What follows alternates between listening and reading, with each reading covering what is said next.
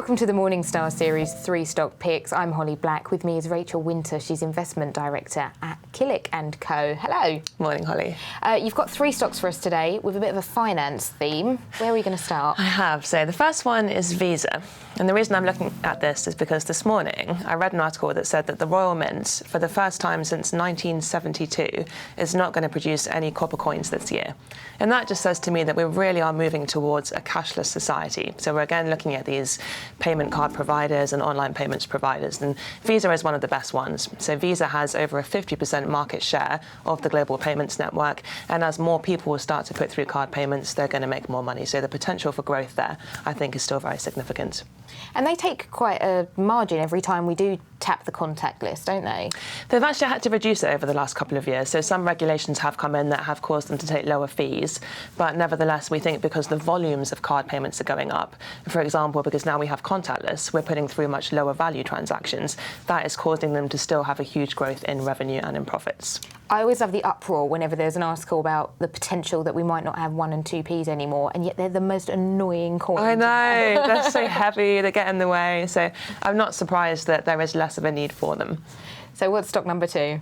Second one is a stock called Ping An, which is one of the biggest insurance companies in China. So the reason for looking at this is that the gross domestic product per person in China is approaching $10,000. So to put that in context, in the UK it's about $40,000 per person. So China is slowly becoming richer. And as you get to $10,000 per person, that tends to be the point when people start buying things like life insurance, because once they've got $10,000, they've already got enough to cover their food and their shelter and the essentials, and then they start to look at things like financial products. So we foresee quite a big growth in financial products within China, and Ping An is one of the major providers.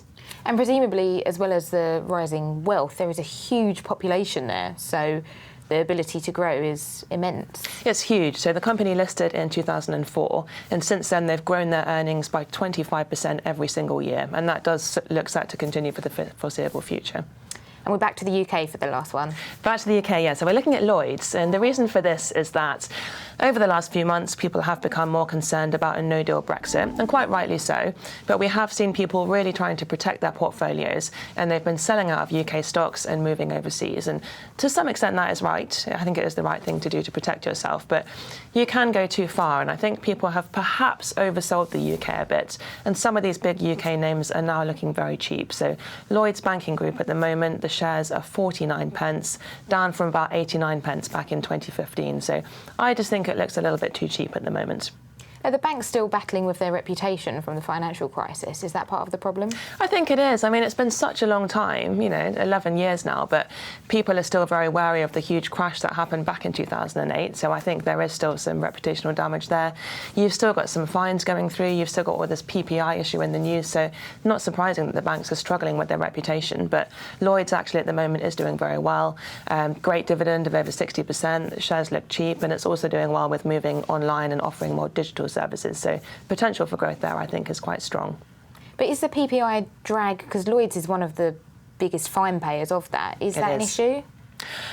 I think it's an issue for the reputation because the PPI claims are still ongoing, but they will be stopping very soon. And we know that Lloyds has put aside a set amount of money. So I think we are coming to the end of the road on that. So we have got at least some certainty there about what the total payout will be. Well, thank you so much for your time. You're welcome. And thanks for joining us.